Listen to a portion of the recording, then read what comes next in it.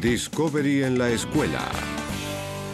En este episodio de Discovery en la escuela, viajaremos desde el bosque tropical hasta el laboratorio en busca de las formas de vida más simples de la Tierra y encontraremos gente dedicada a los virus. Descubriremos cómo estos diminutos asesinos viven, se reproducen y destrozan especies como la nuestra. Veremos cómo los científicos proponen defender la humanidad de futuras epidemias y observaremos las preguntas, actividades y recursos luego de cada segmento.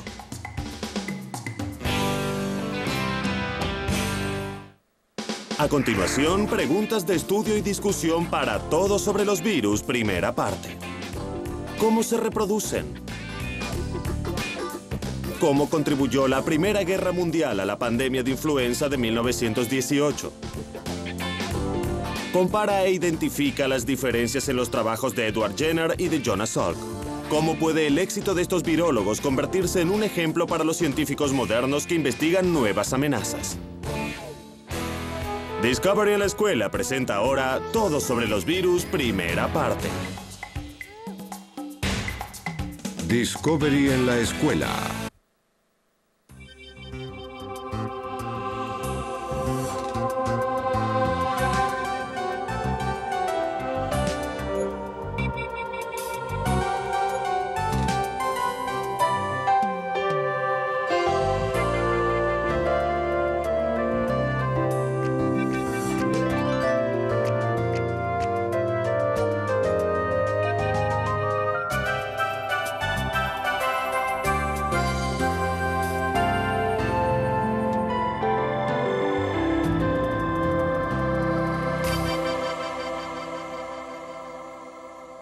Todo sobre los virus.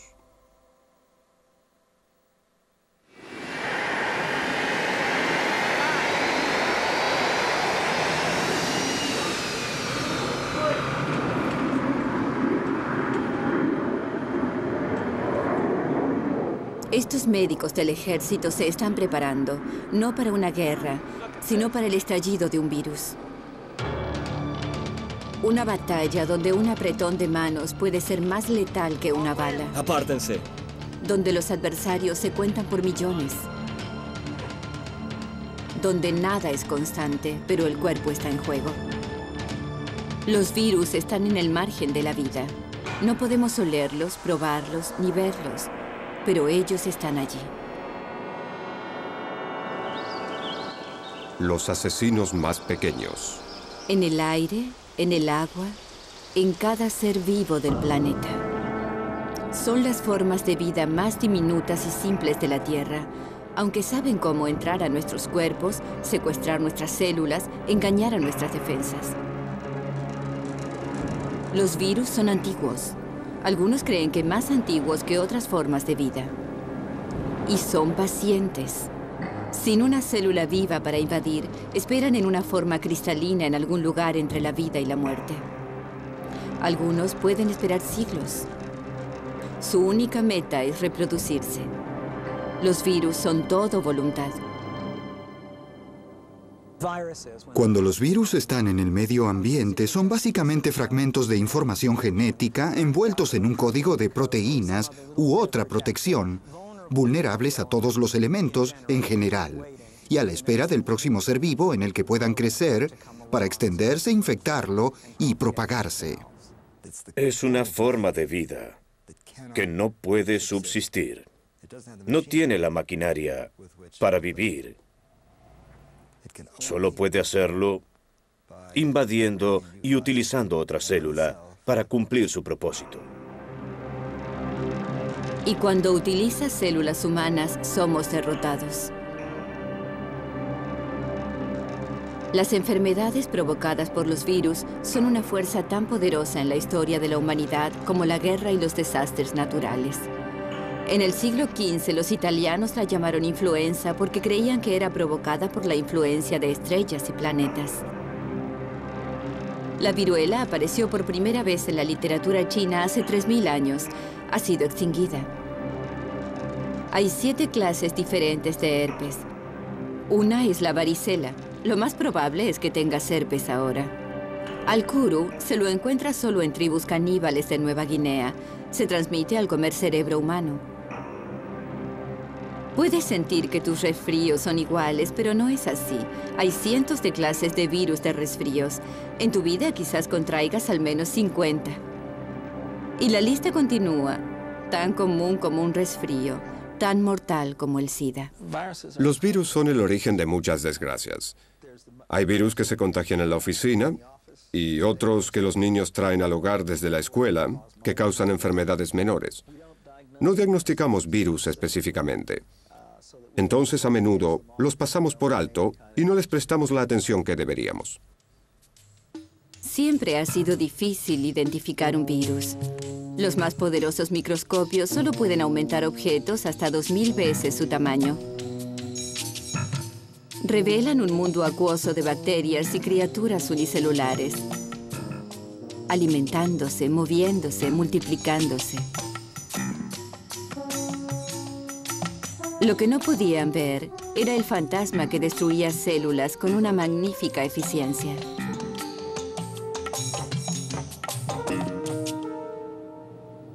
En los años 30, los científicos alemanes inventaron el microscopio electrónico y pudieron ver un virus aumentando 7000 veces su tamaño.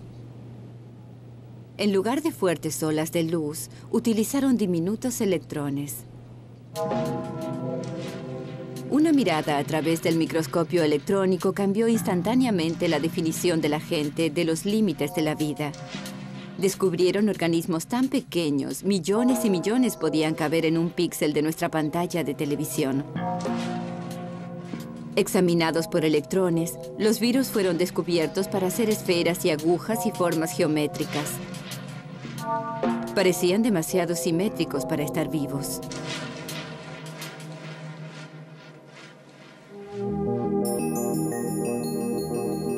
En las pantallas de las computadoras actuales, los virus parecen adornos de un árbol de Navidad marciano.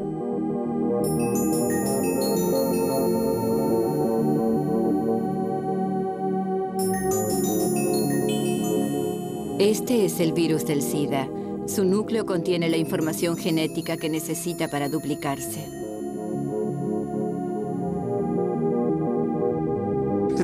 Es un envase de ácido nucleico, de material genético, envuelto en un paquete de proteínas que le permite utilizar una célula para su duplicación, porque no puede funcionar independientemente, no puede multiplicarse independientemente. Los genes están protegidos por una cubierta delgada. La cubierta está sellada con moléculas que le permiten entrar en una célula y continuar su trabajo adentro. Hay ciertos mecanismos receptores que vienen juntos, se unen. No atacan, se unen. Se incorporan y utilizan el mecanismo celular para su propia multiplicación. Actúa como un parásito. Utiliza estos sistemas organizados para su supervivencia. La célula blanco no tiene que ser humana, ni siquiera animal. El virus del tulipán ha sido usado desde el siglo XVI para provocar la variación del color en tulipanes decorativos. Nada es demasiado pequeño para un virus. Entonces, los naturalistas observan una pulga. Tiene pulgas más pequeñas que la hacen su víctima, y estas tienen pulgas más pequeñas que las muerden, y así hasta el infinito. Sí. Hasta los gérmenes pueden contraer gérmenes. Un ejemplo, el bacteriófago T4, un virus que ataca a las bacterias. Se deposita, se acopla y empuja su ADN a través de la membrana celular. Una vez adentro, el ADN viral asalta a la célula y la fuerza a producir más virus. En minutos, la célula hinchada explota, liberando cientos de nuevos virus para infectar a otras células. En tiempos antiguos, la gente no conocía los virus y tampoco sabía que la última cosa que harían sería enfermarse.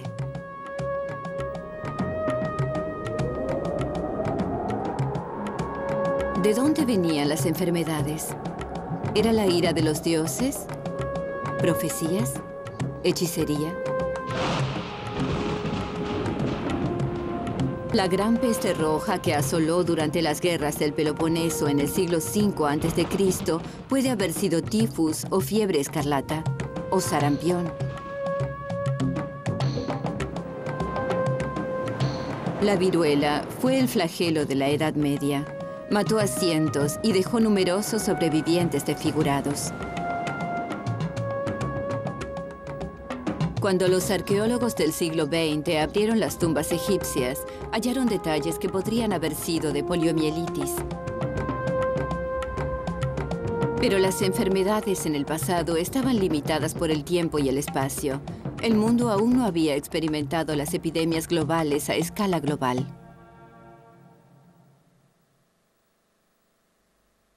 Pandemia. Uno de los peores desastres naturales de la historia fue causado por un virus. La pandemia de influenza de 1918 golpeó a todas las ciudades de los Estados Unidos, derribando a la gente donde estuviera parada.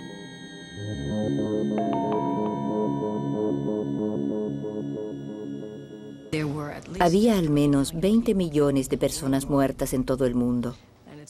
Y es probablemente la peor pandemia que el mundo haya conocido.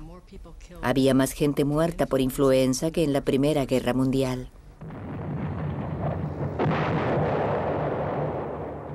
La guerra era el problema. Si no hubiera habido guerra, la cepa de ese año hubiera permanecido aislada. Pero cuando los aliados se encontraron en el norte de Francia para combatir con el enemigo, intercambiaron una cepa letal de influenza. Así comenzó. Fue de Francia a los Estados Unidos y se diseminó desde Boston. En Fort Devens, Massachusetts, un caso de influenza originó 6.000 casos entre el 1 y el 18 de septiembre. Solo le tomó 17 días. La India perdió casi un 4% de su población. Alaska, 8%. En los mares del sur, la tasa de muerte era del 20%. La gente estaba en estado de pánico porque alguien podía estar jugando a los naipes una noche y morir al día siguiente. Entonces hicieron toda clase de cosas. Estuvieron utilizando barbijos y, de hecho, toda la policía los utilizaba. Llevaban pequeñas bolsas con ajo y cebolla. Ellos pensaban que los protegería de la influenza. No tenían idea de que estaban dejando expuesto el lugar por el que la gripe entra al cuerpo, la nariz. No se sabía cómo manejar la situación. Y esto es algo que comenzó a surgir cuando llegamos a 1930, 1940 y 1950. En aquel momento, había suficiente conocimiento y experiencia y el desarrollo de las técnicas que hicieron posible el avance. Nunca antes en la historia los médicos pudieron hacer tanto para preservar nuestra salud como en la actualidad. Y en casi todas las áreas médicas, el desfile de avances que beneficiarán a millones solo ha comenzado. Las vacunas se convirtieron en el sueño de los científicos. Prometieron librar al mundo de la enfermedad viral. Curiosamente, la palabra vacuna proviene de una enfermedad bovina llamada vaccinia. En el siglo XVIII, la belleza de las ordeñadoras era un lugar común. Eran las únicas a las que la viruela no había afectado. Un médico rural inglés llamado Edward Jenner observó que un sorprendente número de ordeñadoras había contraído una enfermedad benigna semejante al sarampión, conocida como vaccinia. Jenner extrajo el virus de ampollas e infectó a un niño, su hijo. Luego inoculó al muchacho con el virus vivo de la viruela. Era riesgoso, pero funcionó. La inyección inicial de vaccinia le provocó una dolencia benigna, pero su cuerpo desarrolló una inmunidad para ambas enfermedades. A través de los años hemos evolucionado en nuestros mecanismos de defensa. Sabemos que este es el sistema inmunológico, que es un sistema muy complejo que contiene diferentes clases de células y funciones, cuyo propósito principal es reconocer el cuerpo extraño e intentar eliminarlo. El sistema inmunológico tiene 3 funciones principales que se llevan a cabo en nuestro cuerpo en este momento. Los anticuerpos son proteínas que se unen a la superficie de un virus, debilitándolo hasta la muerte. Las células blancas del cuerpo se mueven para destruir las células infectadas por el virus. Una vez que has sido infectado por un virus, la memoria de las células lo reconoce inmediatamente si entra al cuerpo nuevamente. Por eso las vacunas son tan efectivas. El cuerpo recuerda la apariencia del virus falso, por eso puede protegerse cuando aparece el virus real.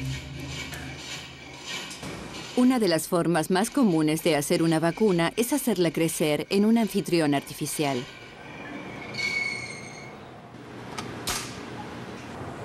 Los embriones de pollo son utilizados para desarrollar virus humanos como fiebre amarilla, sarampión, parotiditis e influenza. La influenza ha sido desarrollada en huevos durante muchos años. Es nuestra manera de producir virus. También pueden desarrollarse en tejidos de cultivo, crecen muy bien. Pero no podemos producir suficiente tejido para hacer las grandes dosis requeridas para uso industrial. Todos los años, el virus de la gripe se inyecta en huevos. Después de varias transferencias de huevo a huevo, el virus se habrá adaptado mejor a crecer en células de pollo que en células humanas. Cuando se inyecta en un humano, es como el enemigo que causa la inmunidad, pero no es lo suficientemente fuerte para provocar una enfermedad. El virus de la gripe ha encontrado su camino en el sistema inmunológico mutando, cambiando su apariencia. A veces solo cambia ligeramente. Otros años, el cambio es radical y no tenemos defensas. Algunas veces puedes conseguir una inmunidad parcial que te dará algo de protección. Pero tenemos lo que llamamos una transmutación. Es usual que tengamos epidemias importantes. Luego, el sistema inmunológico no reconoce la gripe porque no es similar a los virus que haya visto antes. ¿Cuánto puede cambiar un virus? Depende de cómo está hecho. Si tiene material genético en el ADN familiar doble hélice, entonces se mantiene bastante estable de generación en generación. En la reproducción, cuando un filamento de ADN se divide para convertirse en 2 filamentos de ADN, una clase de verificador controla la forma de las nuevas moléculas para asegurarse que las 2 copias sean idénticas. Los virus del ADN tienen un interesante sistema de copiado con el que pueden corregir sus errores. Su frecuencia de interposición es baja. Los virus del ARN no lo tienen. Esto explica por qué son tan variables. Cambian todo el tiempo. Lo que explica por qué la vacuna para un virus del ADN como la varicela funciona década tras década, mientras cada año necesitamos una nueva vacuna para virus del ARN como la influenza. Esta librería congelada es la colección del Dr. Herlocker de cepas de gripe que se han desarrollado a través de los años. Estos virus no están muertos, solo dormidos. Cada frasco representa un año diferente, una cepa distinta. Si descongelaras y respiraras la cosecha de influenza 1980, probablemente te enfermarías. Algunas cepas de influenza son mutaciones espontáneas. Otras epidemias pueden ser rastreadas hasta patos y cerdos. Terminan con nombres como influenza del cerdo, o influenza de Hong Kong, o influenza asiática, porque a menudo provienen de países donde la gente vive muy cerca de sus animales. La influenza tiene la ventaja adicional de pasar de una especie a la siguiente. Cada vez que esto ocurre, la cepa cambia. Y esto significa trabajo para los científicos de la Organización Mundial de la Salud y el Centro de Control de Enfermedades, o CDC, en Atlanta. Todos los años es una carrera contra el tiempo. ¿Laboratorio del CDC de observación de influenza? La información se recopila en centros de vigilancia en todo el mundo y se utiliza para predecir cuál es la próxima cepa. Una vez determinada, una nueva vacuna se desarrolla con la esperanza de llegar a tiempo.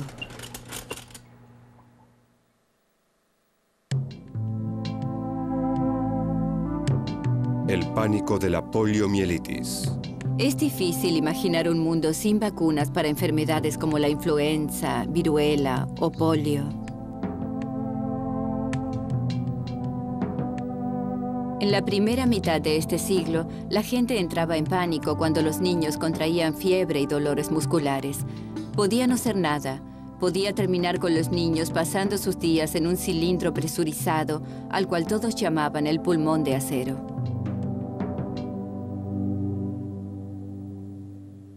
En mi época, estaba muy consciente de los efectos de los virus.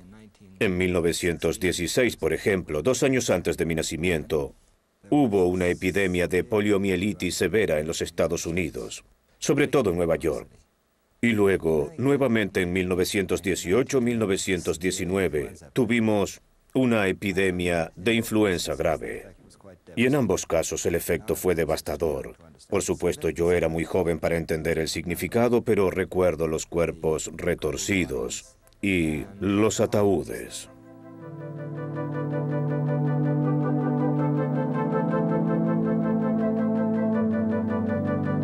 Nadie sabía por qué la poliomielitis causaba parálisis o muerte, mucho menos que se transmitía por la comida contaminada, agua o por la saliva. Las medicinas caseras y medidas preventivas nacieron de la desesperación. Cuando la poliomielitis atacó a F. D. Roosevelt después de nadar en un lago congelado, la gente especuló que el agua fría podía ser la causa.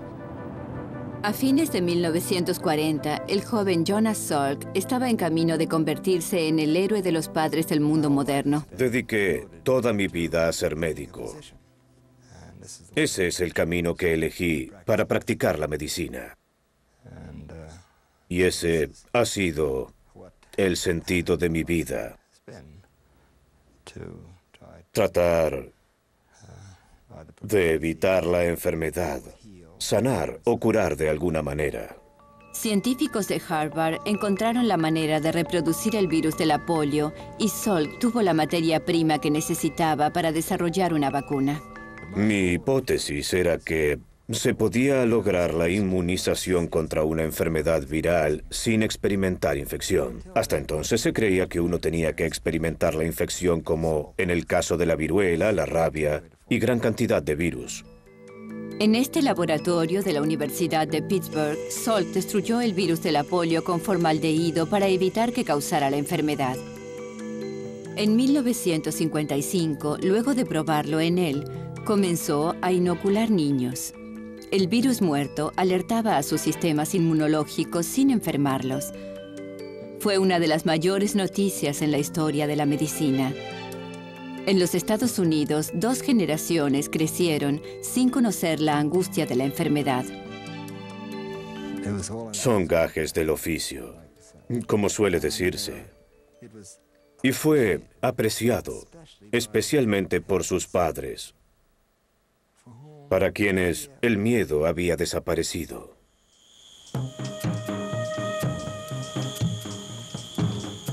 De regreso en 1935, un bacteriólogo llamó a la batalla contra la enfermedad la última aventura genuina del mundo. Todos los dragones están muertos y la lanza descansa oxidada en el rincón de la chimenea. La única propuesta deportiva que permanece es la guerra contra estas feroces criaturas que están al acecho en los rincones oscuros y merodean entre los cuerpos de ratas, que vuelan y reptan con los insectos y acechan nuestra comida y bebida y hasta en nuestro amor.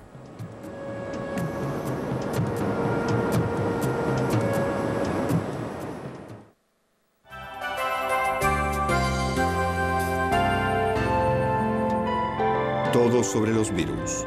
Fin de la primera parte. A continuación, las respuestas a las preguntas de Todo sobre los virus, primera parte. Los virus no pueden reproducirse, entonces insertan su información genética en otras células que se reproducen por ellos. Durante la Primera Guerra Mundial, gente de varios países hizo contacto cercano. Esto permitió que una cepa de influenza se diseminara alrededor del mundo en una tasa sin precedentes.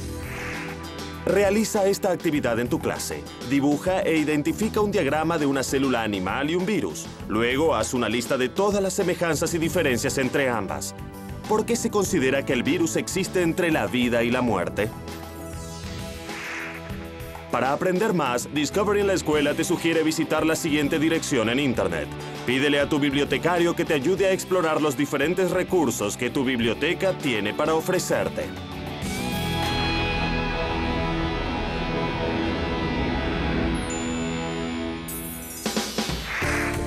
A continuación, las preguntas y temas de discusión para Todos sobre los virus, segunda parte. ¿Por qué es tan importante para los virólogos estudiar formas de vida en los bosques tropicales? ¿Cómo podrían utilizarse los virus para curar algunas enfermedades genéticas? Debatan los dos ejemplos del documental donde la enfermedad se usa como un arma. ¿Cuáles son las consecuencias potenciales de utilizar los virus de esa manera? Discovery en la Escuela presenta ahora Todo sobre los virus, segunda parte. Discovery en la Escuela.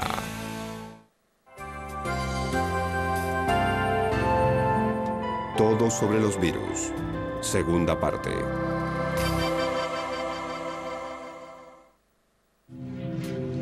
La devastación del rotavirus. Hoy, los nuevos cruzados luchan para dar caza a los dragones más pequeños que se esconden en la pobreza, el rotavirus. Un minúsculo microbio nacido en el agua que mata a más de 5 millones de niños por año. 5 millones, principalmente en países subdesarrollados. En la guerra contra el rotavirus, este es el campo de batalla, un poblado en el centro de Brasil. La ciudad se llama Terra Firme, pero está construida precariamente sobre el río Guaña. El río Guaña es el único curso de agua. Es el sistema local de aguas servidas. Desdichadamente, es la única fuente de agua disponible. En colaboración con la OMS, el doctor Alexandre Linares y su equipo del Instituto Evandro Chagas de Brasil persigue el rotavirus e intenta ayudar a las madres jóvenes a luchar contra el mal. Pero el combustible para hervir el agua es difícil de conseguir. Es difícil mantener la higiene en un humilde poblado flotando en el trópico. El virus es tan estable que la transmisión entre humanos lo mantiene activo en la comunidad. Sabemos que mejorar las condiciones sanitarias y las condiciones de higiene es muy importante, pero no es suficiente para controlar la diarrea por rotavirus. Es necesario tener una vacuna eficaz. Los investigadores controlan la salud de los niños y hacen pruebas con su sangre para estudiar la forma de desarrollar anticuerpos contra el virus. Conducen trabajos de campo para evaluar la eficacia de una posible vacuna. Esta vacuna, si fuera aprobada, podría salvar 800.000 vidas jóvenes por año.